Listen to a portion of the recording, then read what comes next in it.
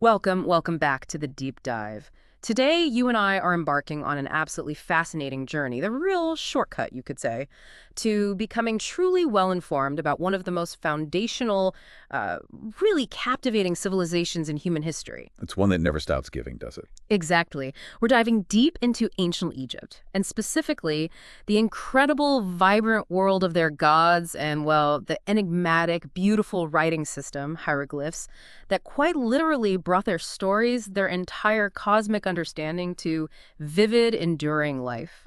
What's truly remarkable here, I think, is how inextricably intertwined these two elements, the divine pantheon and their sacred written narratives, were in not just shaping, but in, sustaining an entire civilization for millennia. Right. It wasn't merely about abstract belief. It was about how that belief was meticulously recorded, profoundly understood, and endlessly perpetuated. It became basically the bedrock of their existence. Precisely. Our mission in this deep dive is to unpack this incredible journey into ancient Egypt, to thoroughly explore the divine pantheon and that sacred script that, well, continues to mystify and captivate us millennia later. Get ready for some truly surprising facts and unexpected insights we've unearthed from the source material you've shared. Sounds good. So where do we begin this ancient adventure? Our first stop takes us right into the heart of the Egyptian worldview. This holistic, integrated view of the divine is absolutely key. I mean, fundamental to understanding their entire cultural framework. The gods were never distant, sort of abstract figures residing in some far-off heaven. No. Instead, they were intimately, tangibly involved in every single aspect of daily life, influencing everything from, say, the most personal prayer whispered in a humble home to the grandest, most elaborate state rituals performed by the pharaoh himself.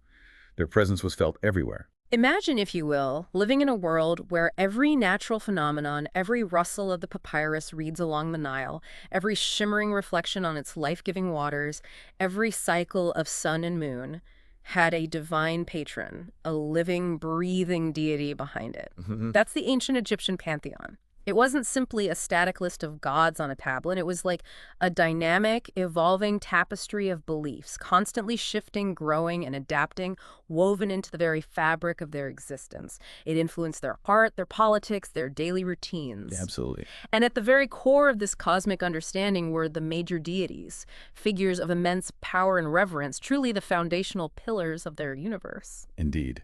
These were the gods who, in the Egyptian understanding, governed the fundamental forces of the universe itself. Yeah. Their complex stories and interwoven myths weren't just entertainment. They served as profound explanations for everything from the act of creation, the daily cycle of the sun, to the mysterious journey through the afterlife. They provided the answers, really, to life's biggest questions. And leading that charge, literally soaring across the endless sky, was Ra, or Re. He was the paramount creator god, the ultimate sun god, the source of all existence. A big one. Yeah. You often see him depicted with that powerful falcon head, crowned with a brilliant sun disk encircled by a cobra. His role wasn't just to light the day, to banish the darkness. He was the very bringer of warmth, of light, of life itself to the otherwise barren desert land. Right. Essential. His daily journey across the sky and his celestial solar bark was far more than just sunrise and sunset.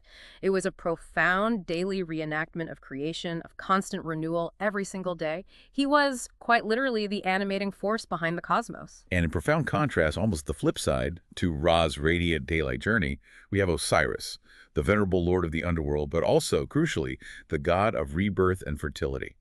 His myth is perhaps one of the most enduring, complex, and ultimately hopeful narratives in all of Egyptian mythology. Such a powerful story. Famously, he was murdered and dismembered into, well, the stories say 14 pieces by his jealous brothers Set.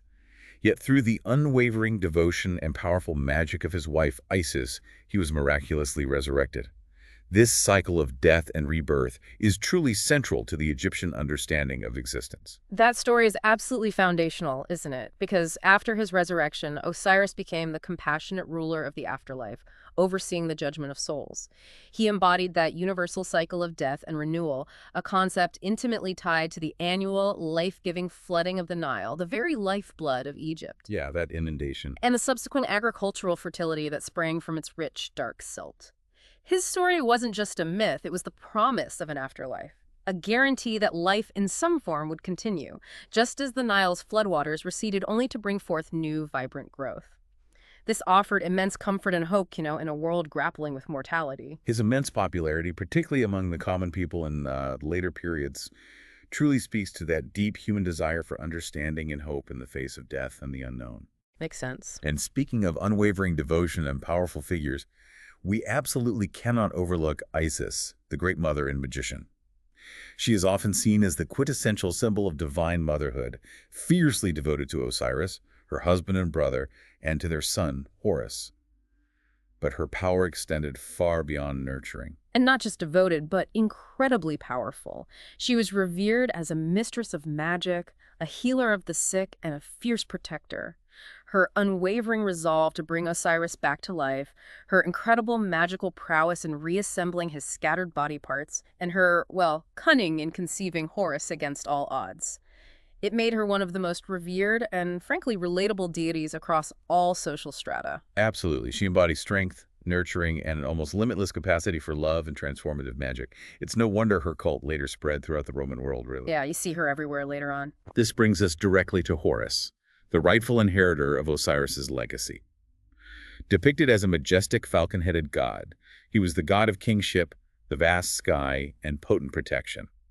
As the son of Osiris and Isis, his primary mythological role was, basically, to avenge his father's brutal death against the usurper, Set, thus restoring cosmic order. And he succeeded, becoming the quintessential pharaoh. The pharaohs themselves, from the earliest dynasties, were considered living manifestations of Horus on earth. That's right. This profound connection cemented the divine right of the pharaohs to rule, making them not just political leaders, but cosmic figures linked directly to the divine order, ensuring the stability and prosperity of Egypt. Their very existence was like a reflection of divine will. Then there's Anubis, easily recognizable with his distinctive jackal head, the god of mummification, embalming, and guiding souls in the afterlife. His role was absolutely critical in the Egyptian journey beyond the veil of death. Yeah, you see him everywhere in tombs. He was believed to guide souls through the perilous paths of the underworld and, perhaps most famously, to oversee the crucial weighing of the heart ceremony against Mot's feather in the Hall of Two Truths. This was the ultimate judgment. That ceremony literally determined your eternal fate, didn't it? If your heart was lighter than the feather of truth, you passed on to the blissful field of reeds. If it was heavy with misdeeds, well, You were devoured by Emmet, the devourer of the dead. A rather unpleasant end. definitely. So Anubis's meticulous role in the funerary rites was absolutely essential for ensuring a successful, blissful journey to the afterlife. He wasn't just a deity, he was a pivotal gatekeeper, a spiritual guide, ensuring justice in the ultimate court. Precisely. His presence offered a sense of order and fairness in the terrifying unknown of death. And in vibrant contrast to the solemnity and crucial duties of Anubis, we have Hathor, the goddess of joy, beauty, love, and music. Yes. Often depicted as cow or a woman with cow horns and a sun disk, she embodied feminine grace, celebration, and all the delightful aspects of life. She certainly provided that softer, more benevolent and approachable aspect to the pantheon, celebrating life's pleasures, the feminine grace, and all the things that make existence delightful. She really humanizes the divine pantheon, doesn't she? Showing that even the gods enjoyed life's simple pleasures. Very much so. Her cult was particularly popular among women, which tells you something about her relatable appeal. Right. And then the intellectual powerhouse, Thoth, the god of writing, knowledge, wisdom, magic, and the moon, typically depicted with the head of an ibis, sometimes holding a scribe's palette. The divine scribe. Exactly. The meticulous record-keeper of the gods, an impartial mediator in divine disputes, and naturally the revered patron of all scribes, scholars, and those who sought knowledge. So if you were a scribe, meticulously copying texts or recording decrees, you would have felt a special, profound reverence for Thoth. His significance was immense. He was believed to be essential for the orderly functioning of the cosmos, dictating the laws and ensuring the preservation of knowledge itself. It sounds like Thoth wasn't just a record keeper, but almost an architect of reality itself through his wisdom and the power of his words. Can you expand on that? Indeed, that's a great way to put it. Thoth was believed by some traditions to have actually spoken the words of creation, embodying this incredibly powerful idea that language and knowledge were fundamental to cosmic order. His wisdom was so profound that he was often invoked to resolve conflicts between gods, and crucially, to record the judgments in the afterlife alongside Osiris and Anubis. He represented the intellectual foundation of their universe, the very logic underpinning reality. Wow. Okay. Finally, in our list of major deities, we encounter the undeniably complex figure of Set, or Seth, a deity of chaos, deserts, storms, and foreign lands, often depicted with that unique, unidentifiable animal head, sometimes resembling an aardvark or, well, some obscure Caid. His nature is truly fascinating because he embodies a necessary duality. He's certainly not a simple villain, is he? While he's infamous for the brutal murder of Osiris, a profound act of disorder, Set was also considered a crucial protector of Ra. Really? How so? Well, he was often depicted standing guard on the solar bark, fighting off Apep, the giant serpent of chaos who sought to disrupt Ra's daily journey and plunge the world into darkness. So he represents that necessary, sometimes frightening balance of order and chaos in the universe, a dynamic, often ambivalent force crucial for cosmic equilibrium. Huh. The Egyptians understood that even chaos had a role, a necessary function in maintaining the cosmic balance. It's quite a profound philosophical insight, really. That's a truly insightful point. So, despite his act against Osiris, Set wasn't universally reviled. How did the Egyptians reconcile such a complex, seemingly contradictory figure within their belief system? What does this tell us about the Egyptian mindset that even chaotic and destructive forces could be integrated and even, worshipped within their pantheon rather than simply demonized? Well, it suggests a really sophisticated understanding of dualities within the universe. Hmm. For the Egyptians, chaos wasn't merely evil in the way we might think of it today. It was more like a primordial force, a necessary counterpart to order, Ma'at. Without chaos, order couldn't exist or define itself. Set was formidable, yes, dangerous even, but also incredibly powerful. Okay. And his worship often waxed and waned with political tides. Sometimes he was associated with foreign rulers, which wasn't always positive. But other times, especially later on, he was seen as embodying the pharaoh's own strength, particularly in warfare. This fluidity showcases a pragmatic as well as a spiritual approach to their gods. They adapted. Fascinating. But the divine landscape wasn't solely about these titanic figures, was it? Minor deities also played incredibly crucial roles in daily life and specific rituals, often addressing more immediate practical concerns for the average Egyptian, bringing the divine right into the household. Absolutely. And this is crucial for understanding Egyptian religion as a lived experience. Think of figures like Bez, that boarfish lion-like god with his sometimes comical, sometimes fearsome, but always benevolent appearance. Right, the little guy you see on furniture and amulets. Exactly. He was a protector of households, a guardian of women in childbirth, and a champion of children against evil spirits or nightmares. You'd find amulets of Bez, small statues, and depictions of him right in common homes, a direct example of divine belief applied to everyday worries and hopes. That really highlights the domestic, personal application of their beliefs. You could feel truly protected in your own home. Similarly, Taweret, the formidable hippopotamus goddess of childbirth and fertility, often depicted pregnant and fierce, A powerful image. was believed to specifically guard expectant mothers and new mothers. Another powerful example of deities addressing specific, vital human concerns. These weren't abstract concepts, but deities that truly helped people in the most vulnerable moments. Indeed. These minor deities often resonated deeply because they directly addressed the pressing needs and anxieties of daily life, childbirth, illness, protecting the home. And then there's Ma'at, who, as you said, is profoundly significant. More than just a goddess. Right, exactly. She's not strictly a god in the same way, but rather a goddess personifying the fundamental principles of truth, justice, cosmic order, and balance. Her ostrich feather was weighed against the heart of the deceased in the afterlife, as we discussed with Anubis, determining their ultimate fate. So Ma'at represented the fundamental principle by which the universe and human society should operate the ideal state of harmony and equilibrium. So everything had to align with Ma'at. That was the ideal. Every act, every decision, every pharaoh's decree was supposed to align with Ma'at to maintain cosmic balance. Her omnipresence in Egyptian thought highlights their deep philosophical understanding of cosmic balance and ethical conduct. It wasn't just about worshiping gods, but about living a life in accordance with this universal order. But it's important to understand that Egyptian mythology wasn't a static, unchanging dogma, right? It was a living, evolving narrative. The prominence of gods shifted over millennia, reflecting changing political landscapes, cultural influences, and theological developments. It's a testament to their adaptability and pragmatism, really. So if we look at the Old Kingdom, which is roughly 2686 to 2181 BCE, that's before Common Era for those keeping track, marking dates before the traditional start of the calendar, the cult of Ra was absolutely The paramount. Pyramid Age. Precisely.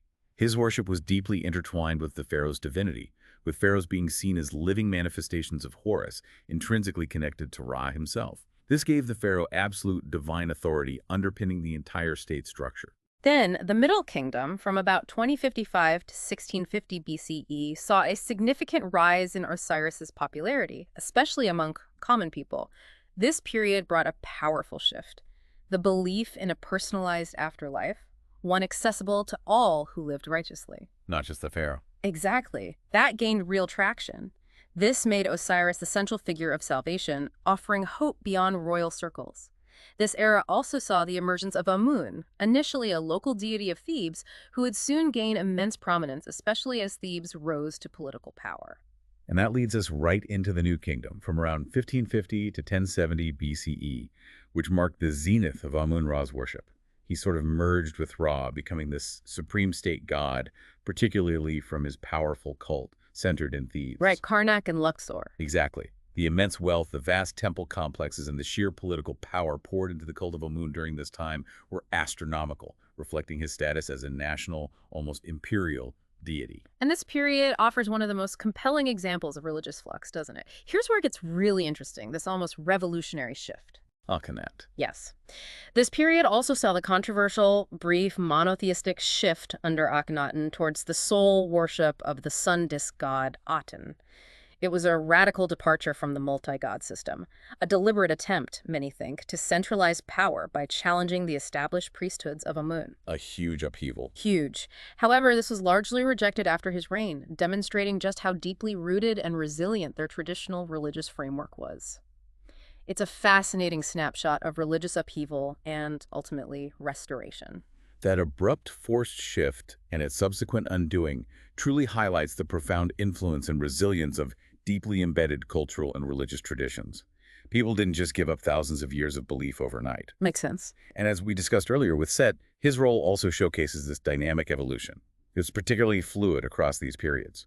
Initially, he was seen as a positive, albeit chaotic, god associated with Upper Egypt. Yeah. But after the Hyksos, a foreign people, ruled Egypt, Set became demonized, associated with foreign invaders and, well, evil. Guilt by association. Sort of. Yet, in the Ramesside period, particularly under pharaohs named Seti, or Ramesses names derived from Set, he was elevated again as a royal protector, a god of strength and warfare. So his reputation swung wildly based on political and social contexts.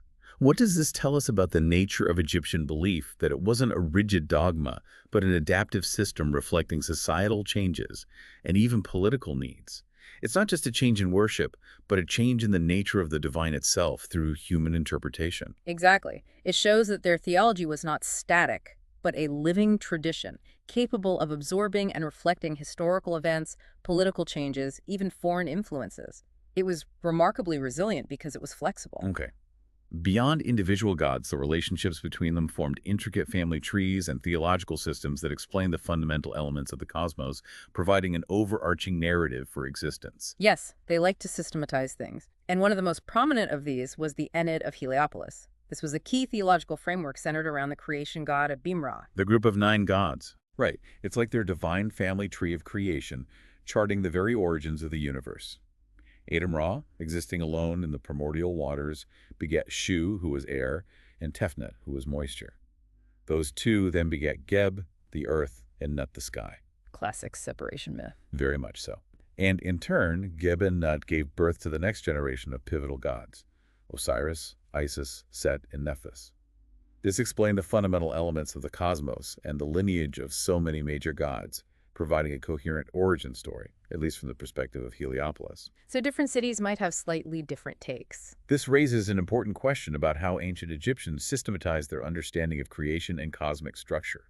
The Ennead provided a clear, almost genealogical explanation for the origins of their world and the divine forces within it, serving as a powerful theological cornerstone. But yes, other places had variations. Like Hermopolis. Exactly.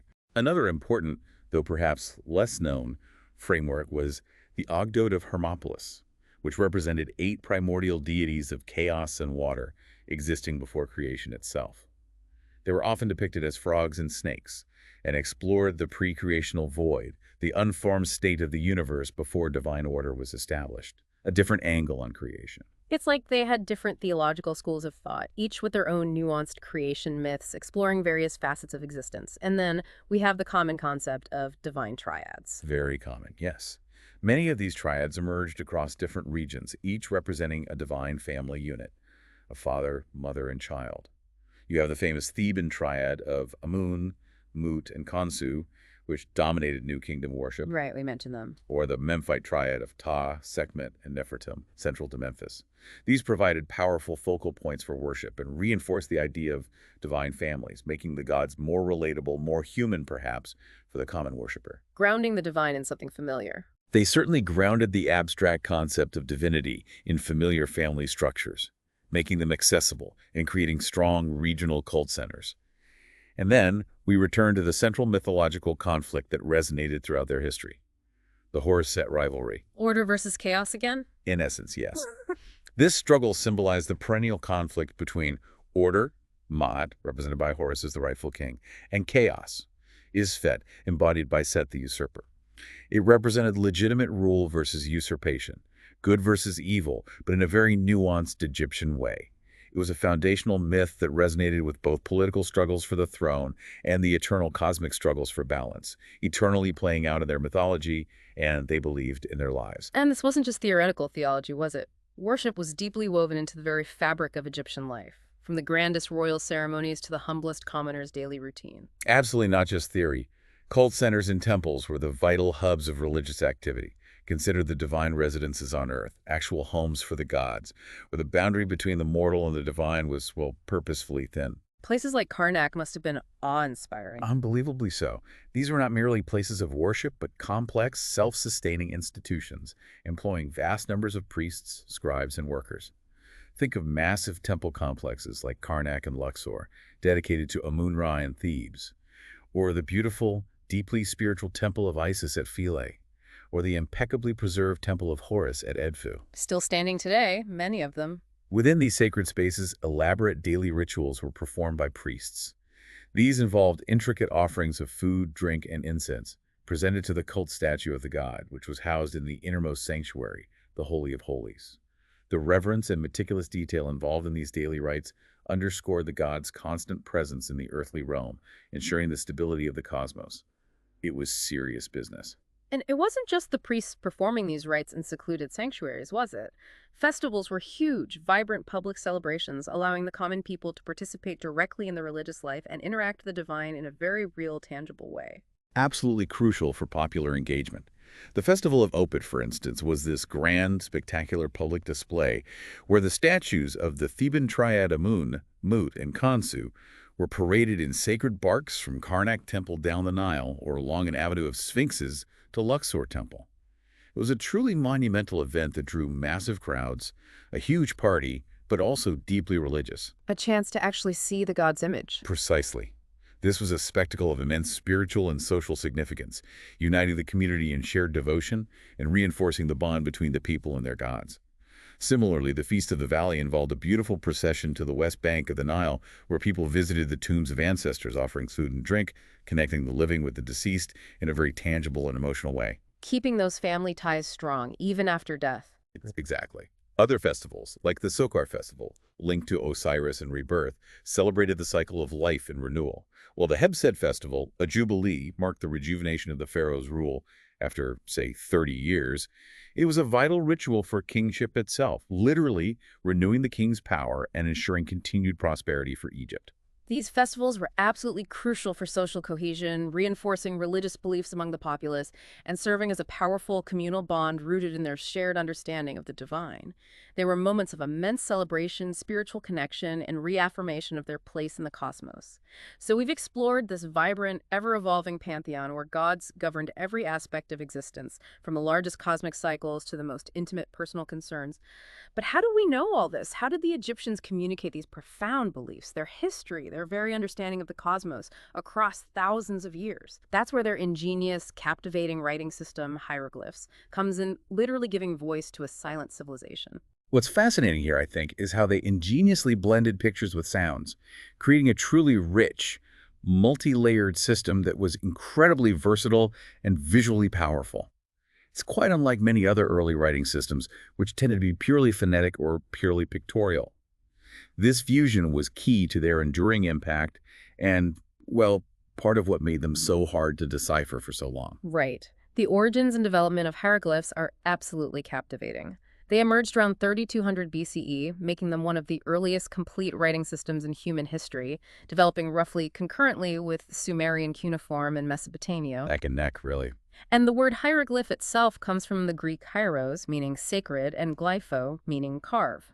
This reflects their initial use primarily in sacred contexts, monumental inscriptions on temples and tombs designed to be eternal, to last forever. And this wasn't a static system from its inception, but one that continuously evolved. It began from relatively simple pictographs where symbols directly represented objects. A drawing of an owl literally meant owl. Pretty straightforward. Simple enough. But over centuries, it matured into a highly sophisticated system that combined various types of signs, allowing for an incredible depth of expression, far beyond simple object representation. It could handle abstract thought, grammar, everything. And they had different kinds of signs working together in concert. First, there were the phonetic signs, or phonograms. These represented sounds much like our alphabet, allowing them to spell out spoken words. The sound component. Right. But they had incredible layers of complexity and flexibility. They could be uniliteral, representing a single consonant sound, like M, or biliteral, representing two sounds, like M or pre, or even triliteral for three sounds, like NFR, which means beautiful or good. So single, double, or triple sounds in one sign. Exactly. The genius of these phonetic signs, from uniliteral to triliteral, was that they allowed for incredible flexibility. You could spell out abstract concepts or the specific names of pharaohs without needing a dedicated picture for every single idea. This was a monumental leap from purely pictorial communication, making their writing system adaptable to almost any concept imaginable. A true stroke of genius in linguistic development. Yes, adding significant flexibility and allowing for the transcription of actual spoken language, including grammar and nuance. Then there were the ideographic signs, or ideograms, sometimes called logograms. These represented entire words or concepts directly, visually. Like the picture signs. Essentially, yes. For example, a drawing of a sun disk simply meant sun, and a drawing of a house meant house. They provided direct, intuitive visual cues, often used for common nouns or core ideas. So it acted as a direct visual representation, clear as day, instantly conveying the core idea. And then there's a type of sign here that I found particularly clever. Determinatives. Ah, yes, the classifiers. Yeah. Very important. These were placed at the end of a word to clarify its meaning, especially for words that sounded alike but had different meanings, or to specify categories. For example, if you had a word spelled out phonetically that could mean to write, or scribe's kit, a determinative showing a papyrus roll and palette would confirm it relates to writing. Or a man sitting down might indicate a person's name. Or walking legs for a verb of motion, like you said earlier. It was a highly sophisticated solution to potential linguistic ambiguity, acting as vital visual cues to guide the reader to the correct meaning of a word, especially those with similar sounds or multiple interpretations. So it's almost like a built-in emoji for clarity. Haha, you could sort of think of it that way. A very elegant and effective solution to a common linguistic challenge, ensuring precision and preventing misinterpretation. For centuries, these beautiful, enigmatic symbols remained an impenetrable mystery, baffling scholars and concealing the vast, incredible history they held within their intricate carvings. The decipherment of hieroglyphs is truly a monumental triumph of intellect, perseverance, and interdisciplinary scholarship. A real detective story.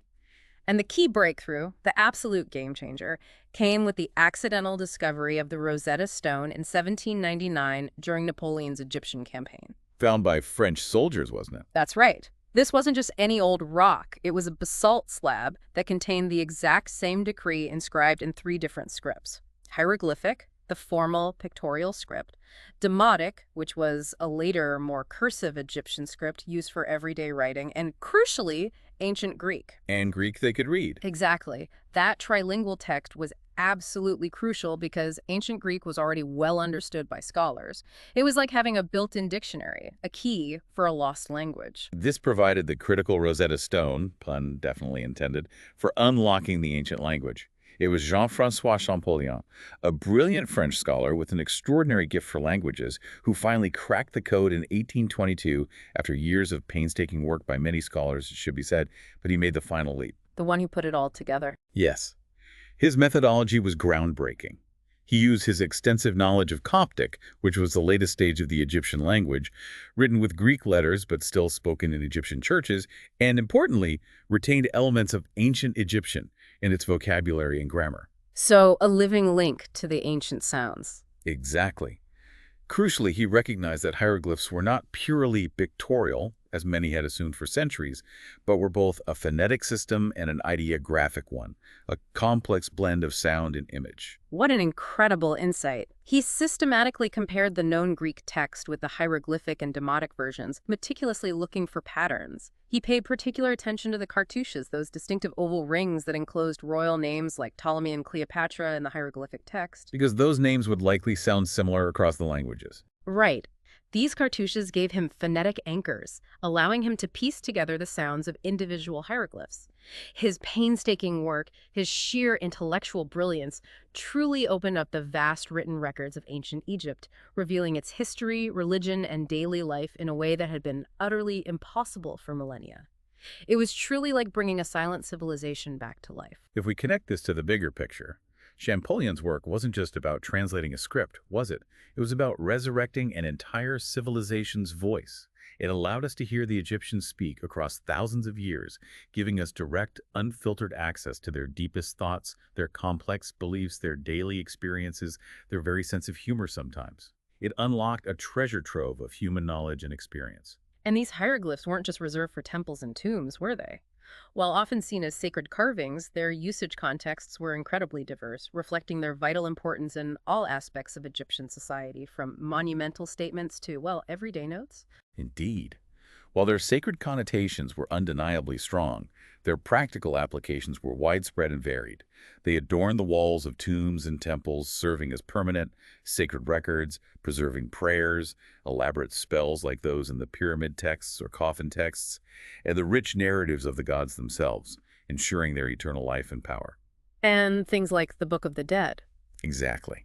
The famous Book of the Dead, for instance, a collection of funerary texts tailored for individuals, was often meticulously written in hieroglyphs, or cursive hieroglyphs, Yeah. on papyrus scrolls. It served as a comprehensive guide for the deceased, equipping them with the spells and knowledge needed to navigate the perils of the afterlife and achieve eternal bliss. An essential travel guide, if you like. Literally guides to eternity, essential handbooks for navigating the underworld. And then there were the monumental inscriptions. Hieroglyphs were carved into towering obelisks, grand statues of pharaohs and gods, and commemorative stelae recording historical events, royal decrees, military victories, and dedications to the gods. Built to last. The permanence and public nature of these inscriptions meant they were designed to last forever, and to be seen by all, a powerful declaration in stone. They were the public announcements and enduring chronicles of a mighty empire. Their sheer monumental scale ensured their longevity and visibility, reinforcing royal power, divine connections, and the official narrative for generations. But while formal, intricately carved hieroglyphs were often reserved for these grand monumental inscriptions, the Egyptians, being practical people, also developed cursive, faster forms of writing for everyday use. This demonstrates the remarkable adaptability of their writing system to meet the diverse needs of a complex, bustling society. Right, you couldn't carve stone for every shopping list. Exactly. So, for faster, more efficient writing, they developed hieratic, which was essentially a cursive form of hieroglyphs, simplifying the signs. It was used extensively for administrative records, intricate legal documents, personal letters, and even sophisticated literary works, commonly written on papyrus scrolls. Ostraca, which are pottery shards, often used for informal notes or practice. Like ancient scrap paper. Pretty much. And wooden tablets, too. And then, even later, came demotic, an even more cursive, highly abbreviated script that evolved from hieratic and was used for similar practical, everyday purposes.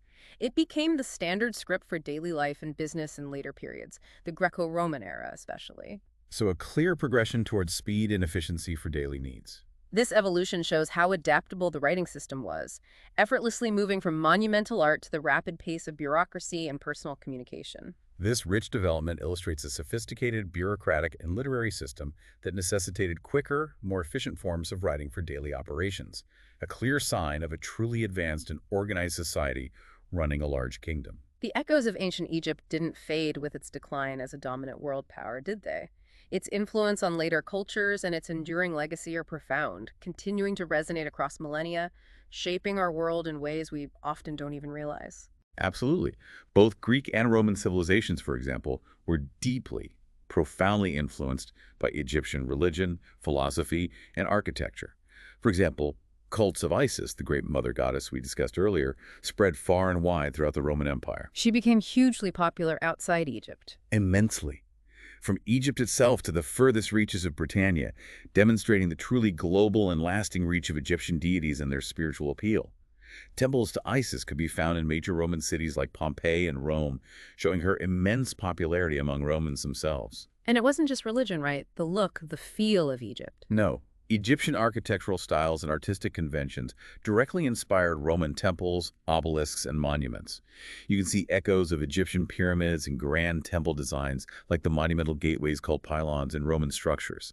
Think of the Egyptian-style pyramid tombs found in Rome itself. And obelisks. Exactly. The very concept of the obelisk, a defining feature of many European capitals and even Washington, D.C., is a direct import from ancient Egypt, looted or copied, demonstrating a clear artistic and engineering lineage.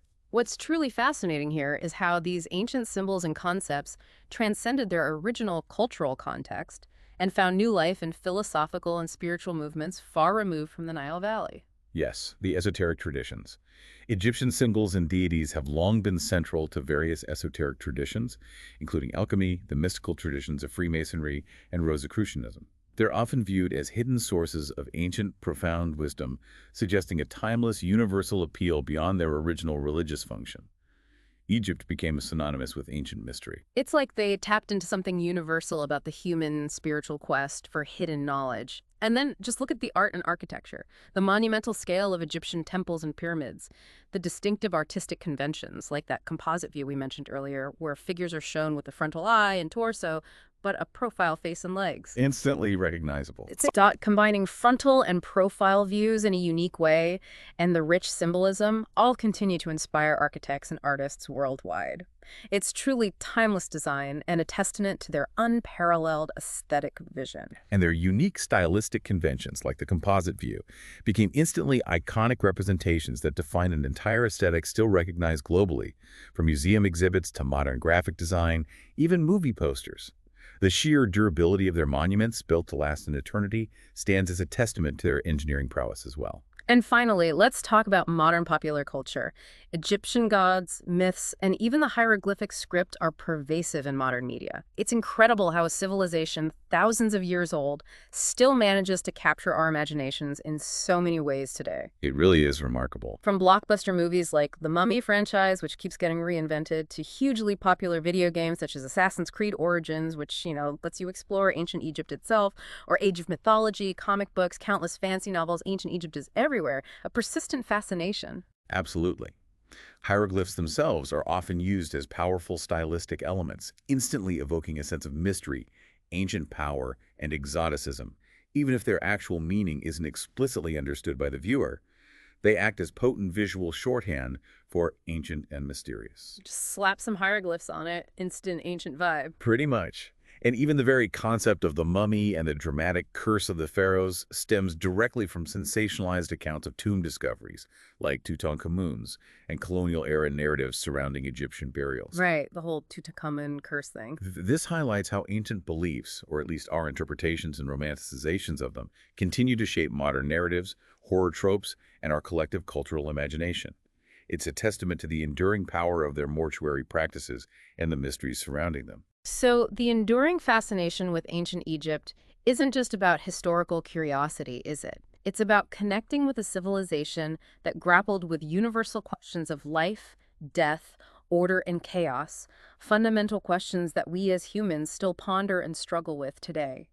Their approach provides a unique mirror to our own. Absolutely. Their rich, dynamic pantheon and their beautiful, intricate writing system offer us a profound, almost direct window into a truly unique, resilient, and enduring worldview. They dealt with these colossal ideas, these universal human experiences, in such a distinct, visually compelling, and deeply spiritual way that continues to resonate. It really does. This raises an important question for us, the listeners, to ponder. What can we learn about the human condition, about our own searches for meaning, by looking at how an ancient culture like Egypt dealt with these timeless questions of existence.